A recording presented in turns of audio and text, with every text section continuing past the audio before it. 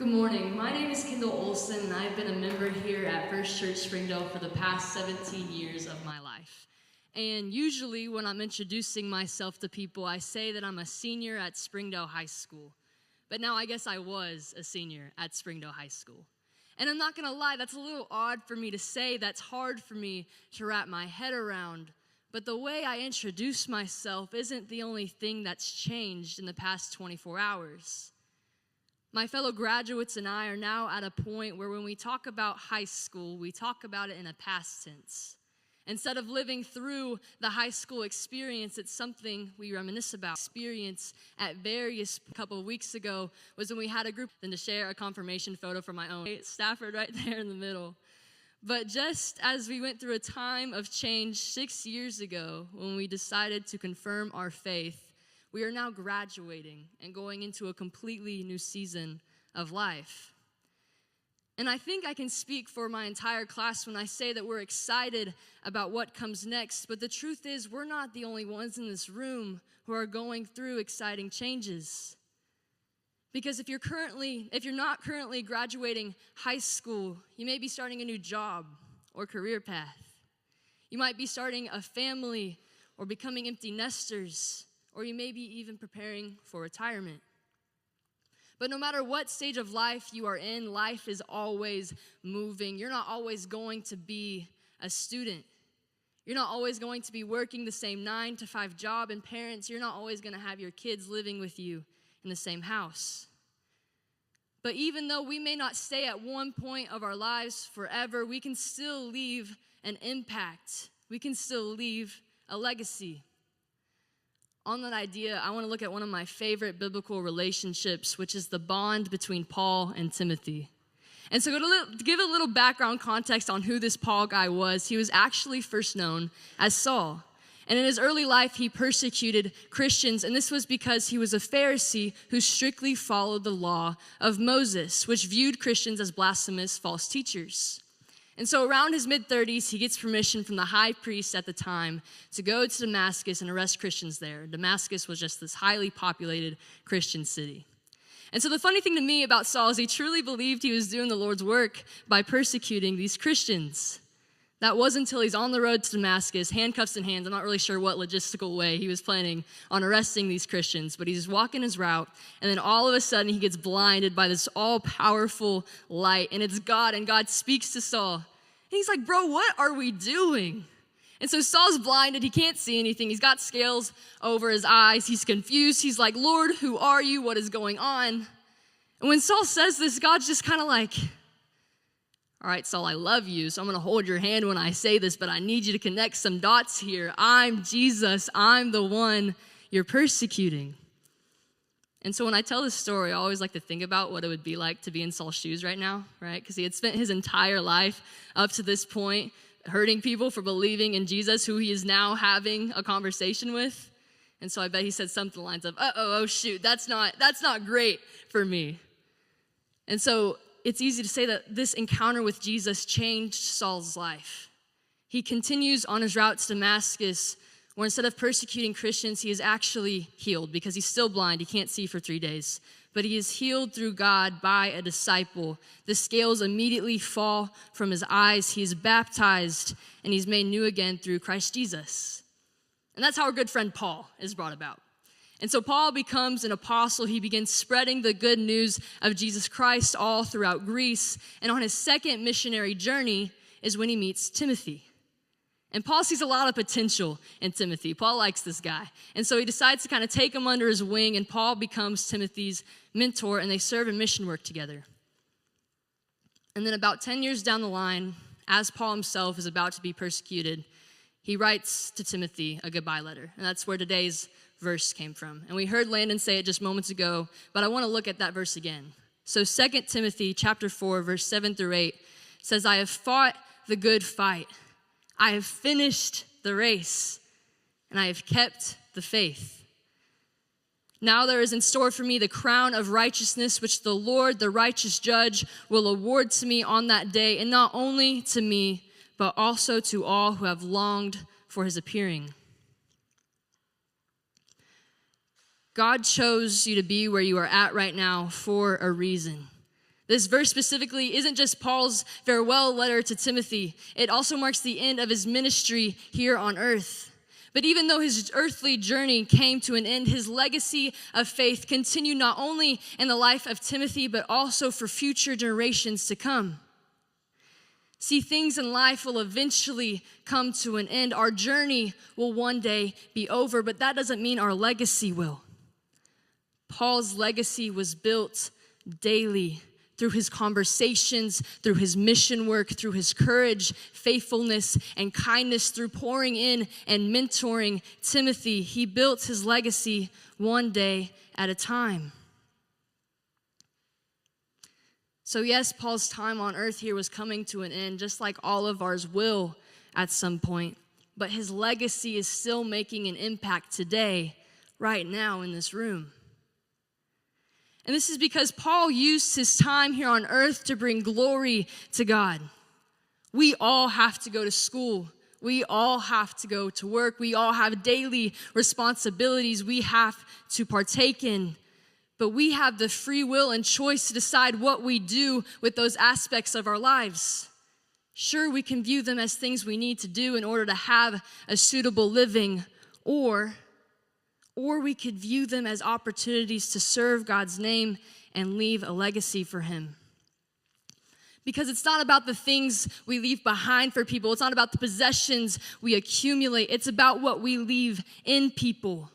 Just as Paul poured into Timothy, we can pour in to others. And it takes time. Paul served the Lord for decades. His legacy wasn't immediately set when those scales fell from his eyes.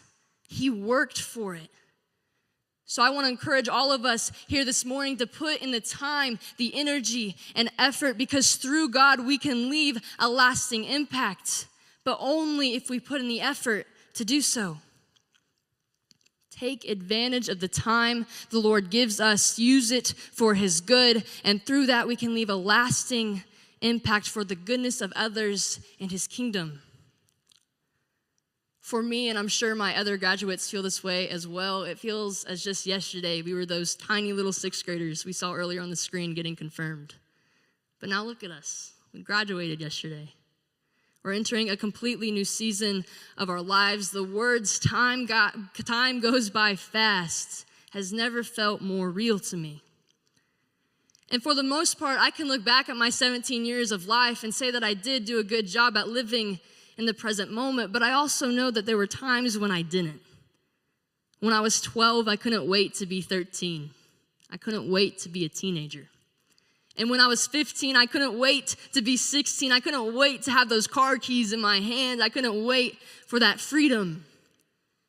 And even today, I stand here as a 17-year-old who turns 18 in a couple of weeks, and I can't wait for that because for some reason, I'm so sure that when that clock strikes midnight, I'll immediately know everything I need to know about becoming an adult.